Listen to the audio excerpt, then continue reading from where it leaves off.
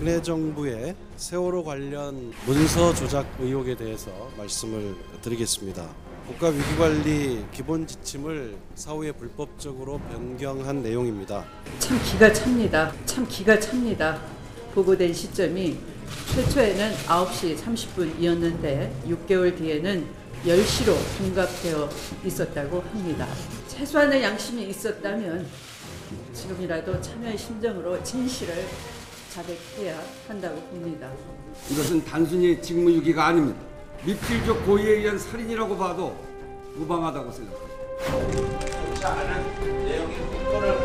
청와대의 정치 공작적 행태라고 규정하겠습니다. 물타기 의도로 국정감사를 방해하려는 정치 공작의 행태입니다. 박 전 대통령의 구속을 연장시키라는 직접적 메시지를 보낸 강한 압박인 것입니다. 청와대는 9월 27일 국가위기관리센터 내 캐비넷에서 불법으로 변경한 자료를 발견했습니다. 이 문재인 정부는 사실 5개월 동안 캐비넷만 바라보고 있는 겁니다. 캐비넷만 바라보고 있는 겁니다. 심심하면 이 캐비넷 속에서 뭘 꺼내가지고 또 만들고 뒤집고 파헤치고. 반드시 관련 진실을 밝히고 바로잡아야 한다고 생각해서 관련 사실을 수사기관에 수사 의뢰할 예정입니다.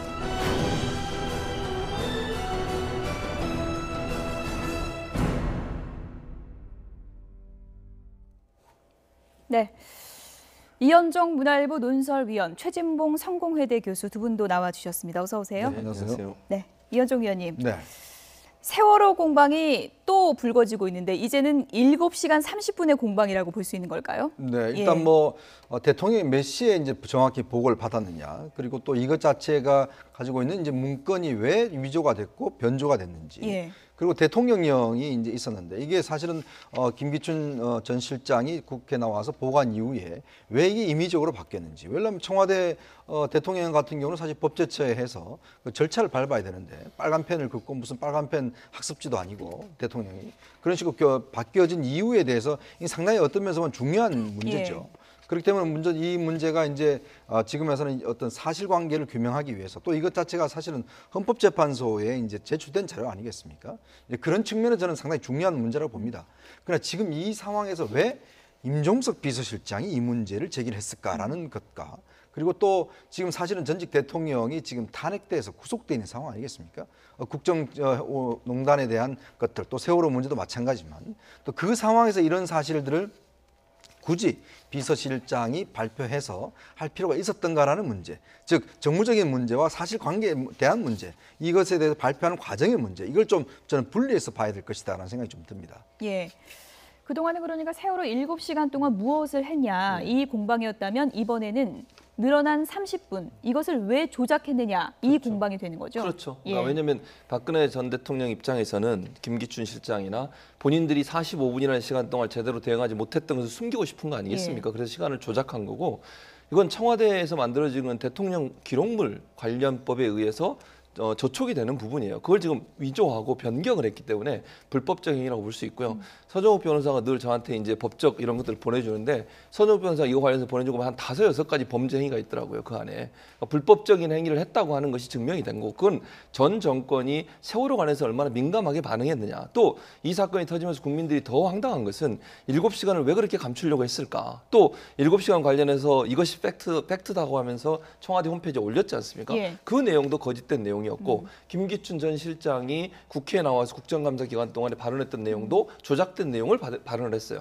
그렇다고 하면 국민을 상대로 해서 또 국회를 상대로 해서 거짓말 행동을 했다고밖에 볼 수 없기 때문에 심각한 국기문란이고요. 이 문제는 이제 검찰이 수사를 하겠습니다만 철저하게 밝혀내서 책임 있는 사람들을 처벌해야 한다고 생각을 합니다. 예, 법률적인 분석을 많이 하신 서정욱 변호사님, 이 문건은 법적으로 봤을 때는 어떤 효력을 갖는 문건입니까? 제가 보기에 이거 두 개로 좀 나눠봐야 되는데요. 그 세월호 일지 있잖아요. 요거는 이제 만약에 이걸 갖다가 기존 걸 파기하고 시간을 고쳤다면요. 저는 이게 허위 일단 공문서 작성이 될 것 같아요. 왜냐하면 이게 공문서는 사문서와 달라서 내용만 허위로 해도요. 이게 처벌됩니다. 이걸 이제 법적으로 무형 위조로 하거든요. 예. 따라서 이게 허위 공문서 작성이 되고 그다음에 대통령 기록물법에 보면 무단 파기를 못하게 돼 있잖아요. 앞에 것도 이게 시간이 잘못됐다면 앞에 걸 두고 또 예. 이게 새로 만들어 정정해야 되는데 없애버리면 안 되거든요. 따라서 이게 그 두 개 문제 될 거고요. 예. 그다음에 두 번째 크게 그 훈령 있잖아요. 지침. 이거는 제가 보기에 뭐 공용 서류 손괴하고 직권 남용이라고 아마 발표했는데 청와대에서는 제가 보기에 공용 서류 손괴는 아닐 것 같아요. 왜냐면 이거는 법령집에 줄을 뚝뚝 껐기 때문에 그래서 공용 서류라 보기는 어렵고 제가 보기에는 이게 요걸 가지고 만약에 김기춘 씨가 국회에 가서 위정을 했다. 지침이 그렇다고. 그럼 이게 경우에 따라서는 위정이라든지 또는 이게 그 박 대통령 탄핵 재판에 만약에 이 지침을 갖다가 개정된 걸 내버렸다. 그럼 이게 증거를 어떻게 보면 조작한 거잖아요. 따라서 이게 저는 위정이나 증거 위조 요 정도가 문제되지 공용 서류 손괴는 아닌 것 같아요. 근데 이제 저는 이현정 아까 의원님 말씀하신 빨간 펜으로 긋고 빨간 펜 선생님도 아닌데 그거는 사실 훈령을 고칠 때는 법제처의 심의를 거쳐서 대통령이 다시 재가를 해서 고치도록 돼 있는 법적 절차를 따르지 않았기 때문에 그 자체가 법을 어긴 거라고 볼 수밖에 없는 거죠. 네. 워낙에 좀 민감한 시점에 나왔기 때문에 이것이 정치적 공방의 핵심 쟁점이 될 수밖에 없는 건데 한국당에서는 캐비닛이 무슨 아라비안 나이트 요술 램프냐, 왜 이렇게 문건이 많이 나오냐 이렇게 또 이제 지적을 하고 있습니다. 일단 뭐 이거는 예. 전 정권에서 문건 관리를 제대로 못했다는 측면이 있을 겁니다. 왜냐하면 이제 과거에도 이런 사례가 많았습니까? 과거에는 별로 없었죠. 왜냐하면 사실은 그때는 정권이 정상적으로 인수인계가 됐기 때문에 특히 이제 정권이 이제 그 인수인계가 되는 상황에서는 모든 문건에 대해서 일단 대통령 기록물실로 바뀌고 특히 뭐 다 정권 바뀔 때마다 그런 걸 했지 않습니까? 특히 노무현 정권 때는 그가 가지고 있던 파일 그 전체적인 이제 디스크 자체를 이제 사실 봉화문을 가져가서 그게 바로 대통령 기록물실로 옮겨졌던 뭐 그런 사례도 있었듯이. 근데 이번 같은 경우는 이제 대통령이 탄핵이 되다 보니까 제대로 그 상황에서 관리가 안 된 것이죠. 그래서 곳곳에 문서들이 많이 남아있고 실제로 파일 형태로도 많이 남아있다 보니까 결국은 왜냐하면 이게 대통령 지정을 해버리면 볼 수가 없습니다. 근데 지정을 하지 않고 이렇게 남겨두다 보니까 지금 현재 청와대에서 다 볼 수 있는 것이거든요. 그래서 이 문제가 이제 물론 드러난 사실인데 사실은 이게 지금 국정농단 사건의 핵심이 바로 이 내용이지 않습니까? 왜 대통령이 그 시간 동안 뭘 했는지 결국 이제 그 사건의 쭉 그 재판 과정에서 보면 결국 이제 그 어려농단이라든지 이런 여러 가지 문제가 겹쳐지면서 결국 7시간이 물론 그 7시간의 정확한 내용은 밝혀지지 않았습니다. 그렇지만 전체로 대통령이 관저에서만 계속적으로 근무를 했고 또 어떤 때는 거의 출근하지도 않았고 이런 것들이 사실 밝혀진 문제거든요. 그래서 이 문건 자체는 그 상황들을 좀 더 구체적으로 알려줄 수 있는 저는 문건이라고 보는데 그거로서는 사실 상당히 의미가 있습니다. 그렇지만 이것이 이제 여러 가지 우리가 이야기했지만 청와대가 여기서 직접 발표를 하고 지금 그 야당에서 반발하고 있고 했기 때문에 이 어떤 면에서는 좀 정치적 사안으로 좀 넘어간 측면이 있습니다. 예, 정치적 사안으로 넘어갔다고 말씀을 해주셨는데 오늘 국감에서도요 이 문제 얘기하다가 여야 간의 고성까지 오갔습니다. 들어보시죠. 오전에 우리 존경하는 박완주 의원님께서 어저께 그 청와대 비서실장이 한 기자회견 내용을 가지고 말씀을 하시면서 적절치 못한 말씀에 대해서 좀 유감의 뜻을 표시를 해야 회의를 진행하는 데 의미가 있지 않느냐 이런 생각을 했습니다. 그 세월호 현재 조사를 하고 있고요. 해수부에서 지원도 하고 있고요. 우리 상임위입니다. 그렇기 때문에 세월호 문제에 대해서는 지금도 진행되고 있습니다. 300명이 넘는 인원이 유명을 달리했습니다. 우리는 살릴 수 있다고 생각합니다. 9시 30분에 보고가 됐는데도 불구하고 그걸 10시에 보고한 것으로 고쳤습니다. 허위 작성했습니다. 이건 엄청난 일이에요. 세월호 때문에 얼마나 많은 국민들이 가슴 아파했습니까? 그런데 이게 9시 반이 아니고 10시에 보고된 것으로 이렇게 조작된다면은 이걸 지금 알았다면은 알은 그 순간부터 잠깐만요.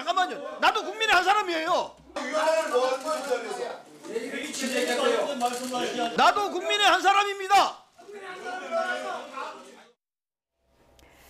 네, 국민의 한 사람으로서 이제 위원장의 발언을 놓고 이제 여야 간의 공방이 있었던 건데 이것이 이제 농해수위에서 논의될 만한 사안인 건 맞습니까? 그렇죠. 예. 왜냐하면 이제 이렇게 볼 수 있죠. 해수부가 농해수부에 포함이 돼 있지 않습니까? 그래서 국감 피감 기관 중에 하나고요. 또 하나는 지금 현재 이제 선체조사위원, 그러니까 세월호 선체조사위원회를 관장하고 지원하는 부서가 해수부예요. 그러다 보니까 이제 민주당 입장에서는 해수부가 자기들이 관할 국감 대상 중에 한 곳이고 해수부가 현재 세월호 선체조사위원회를 주관하고 있기 때문에 그 부분에 있어서 세월호 관련 얘기를 할 수 있다라고 주장을 하는 것이고 지금 야당 입장에서는 국감에서 그 얘기를 꼭 꺼낼 필요가 있었느냐 하는 부분에 충돌하는 건데 뭐 이제 민주당 입장에서 그런 것 같아요. 이게 해수부는 어쨌든 농해수위에서 다룰 수 있는 부서이기 때문에 그 부서와 관련된 얘기를 하는 것을 못하게 하는 것에 대한 반발을 하는 것 같고 또 야당은 이 국감의 직접적인 어떤 의제가 아니었었는데 물론 이제 어제 문건이 나오면서 그렇게 됐지만 거기서 아마 충돌이 일어나는 것 같은데 뭐 중요한 건 그런 것 같아요. 저런 것 때문에 이렇게 싸우지 마시고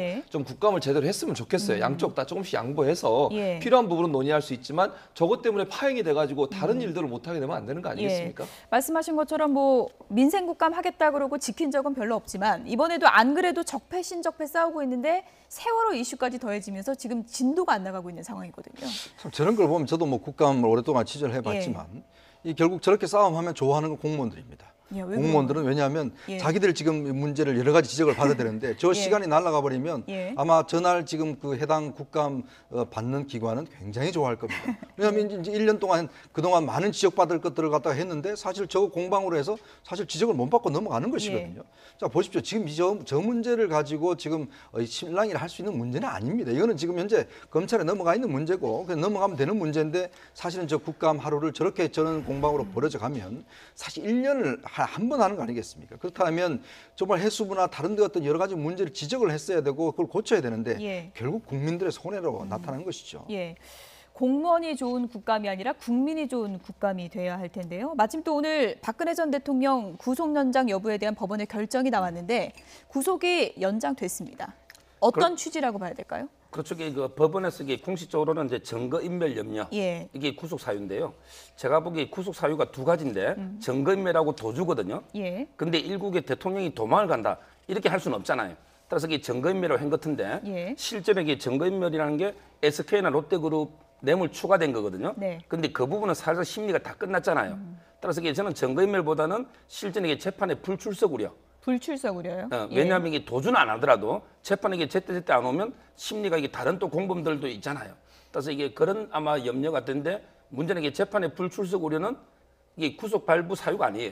구속 발부 사유는 증거인멸하고 도주밖에 없거든요.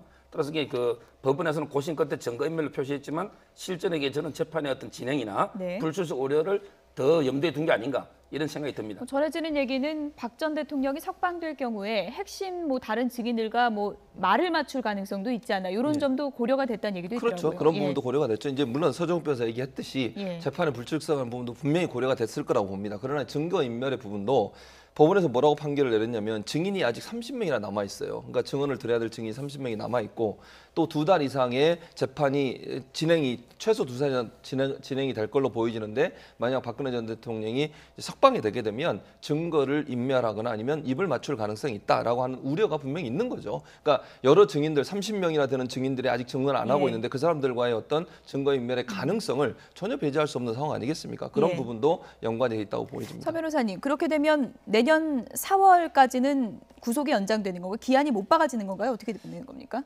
저는 이게 최대 4월이고요. 아마 이게 심리는 지금부터 주 4회로 해서 최대한 이게 연말 전에 빨리 끝낼 것 같아요. 왜냐하면 일단 이게 최순실 씨 만기가 11월 18일이거든요.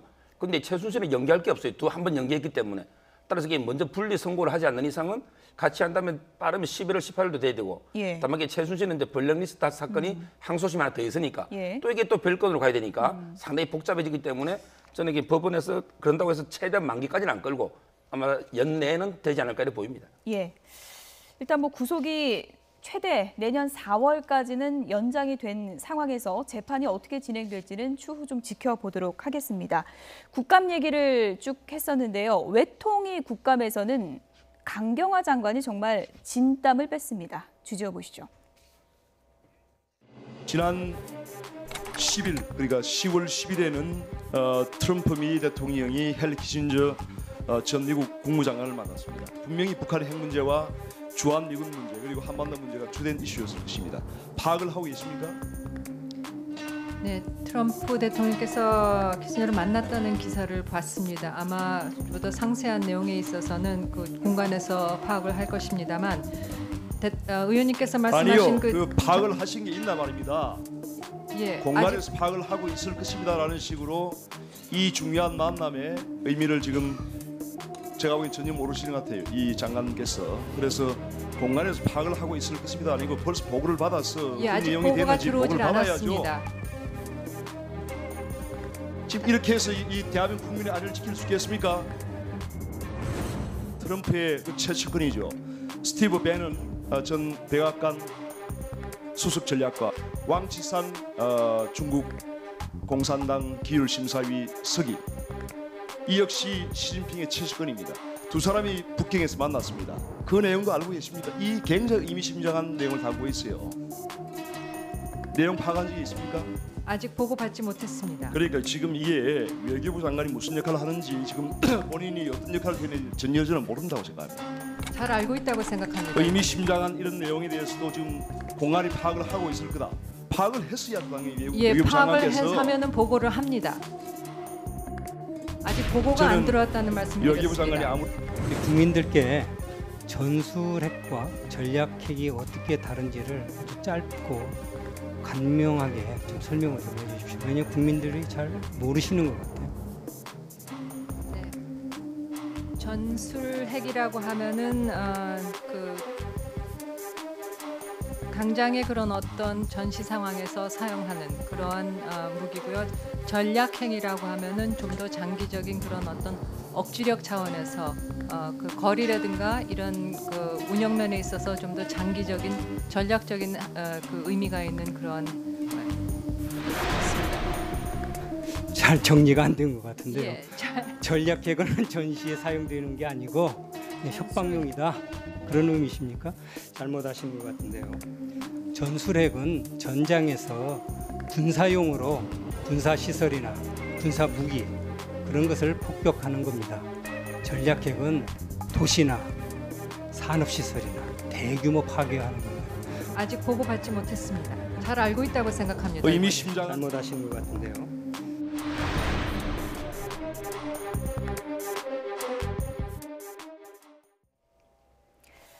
네, 이 부분에 대해서는 여나 야나 비판의 목소리가 모두 똑같이 나왔습니다. 이현종 의원님. 네. 답답한 마음도 들었습니다. 전술핵과 전략핵을 모르는데 네. 이 위중한 안보 위협 속에서 어떻게 다른 나라랑 협상을 할 수 있을까? 이런 또 걱정이 들더라고요. 그렇죠. 이게 이제 외교부 장관의 역할이라는 것은 다른 나라와의 어떤 협상, 또 협정, 뭐 이런 것들을 주로 하는 거 아니겠습니까? 지금 전술핵 문제는 지난번에 우리 전술핵 재배치 문제 때문에 지금 자유한국당 의원들이 사실 미국까지 가기도 하고 대통령이 이 문제에 대해서 언급하기도 하고 상당히 논란이 됐던 문제입니다. 사실은. 예. 뭐 저희도 이런 방송을 통해서 전술핵이 뭐냐에 대해서 그동안 언론을 통해서 상당히 많이 설명도 하고 또 뭐 실제 영상도 나오고 했었거든요.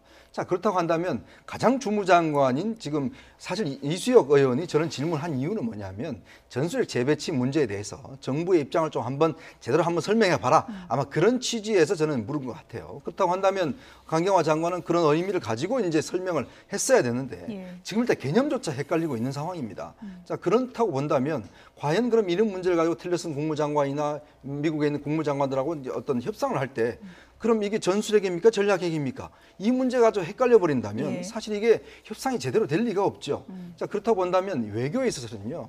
이 보면 용어 하나, 뉘앙스 하나의 차이가 굉장히 큽니다. 파장이 상당히 그렇죠. 크죠. 그거 하나 잘못 말했다가 옛날에 그 장관이 날아간 적도 있었습니다. 협정 하나 잘못 맺어서. 그런 경우 마찬가지로 이게 굉장히 귀중한 의무인데 사실은 강경화 장관이 국회에 나와서 저렇게 개념 자체가 헷갈려 버리니까 오히려 지금 여당 의원들이 당황해서 지금 말을 주워 담는 그런 모습까지 연출됐습니다. 최 교수님, 뭐 이런 개념 혼동도 있지만 뭐 국감에서 나온 여러 가지 발언이 좀 논란이 됐는데 한강 씨의 뉴욕타임스 기고를 말렸을 것이다. 이런 발언에 대해서는 또 여당 의원들은 상당히 좀 크게 비판을 한 것 같습니다. 그렇죠. 왜냐하면 이제 한강시 기고문 중에 뉴욕타임즈 기고문 중에 가장 문제가 됐던 게 뭐냐면 한국 전쟁은 강대국의 대리전이었다. 이 발언이었어요. 근데 뭐 이제 그거는 일각에서 많은 사람들이 그렇게 생각하는 분들이 있어요. 그러니까 개인적으로 한강 씨가 그렇게 얘기하는 거는 저는 전혀 문제가 없다고 봐요. 본인이 그렇게 생각할 수 있죠. 그러나 이제 청와대는 공식적으로 이게 청와대 홈페이지에 요약해서 올렸거든요. 이제 홈페이지가 하나 잘못 말씀드렸어요. 페이스북에 예. 올렸는데 그게 논란이 됐어요. 왜냐하면 그러면 우리 정부가 한국전에서 그런 미국의 대리전으로 치렀냐 이런 논란이 될 수밖에 없지 않겠습니까? 그래서 청와대는 선을 그었어요. 이 부분은 동의할 수 없다 우리가. 그러나 이제 평화나 대화가 필요하다고 하는 한강 씨의 주장은 일정 부분 청와대와 맥이 다 있기 때문에 올렸다고 했는데 그거를 아마 이제 지적하시면서 강경화 장관이 그런 얘기를 하신 것 같아요. 그러니까 적절하지 못한 표현이고 바르지 못한 표현이다. 역사 의식이 잘못됐다라고 본다라고 얘기를 한 거니까 저는 모르겠어요. 저분이 개인적으로 그런 생각을 갖고 얘기를 하신 건지 아니면 정부의 입장을 설명하려고 보니 청와대 페이스북에 올라온 글을 어떤 형태로든 좀 선을 그어야 되는 상황이 됐고 그런 상황에서 아마 한강 씨의 그런 발언에 대해서 비판적인 입장을 취하지 않았나 하는 생각이 듭니다. 어쨌든 뭐 장관의 발언이니까 이것은 뭐 개인 입장이다 이렇게 또 들을 수는 없는 거 그렇긴 아니겠습니까? 조금 아닌 것 같아요. 그래서 제가 볼 때는 정부의 입장을 좀 대변하는 의도를 갖고 하지 않았나 하는 그런 생각이 듭니다. 예, 여기까지 듣겠습니다. 이현종 문화일보 논설위원, 최진봉 성공회대 교수 그리고 서정욱 변호사 세 분이었습니다. 고맙습니다.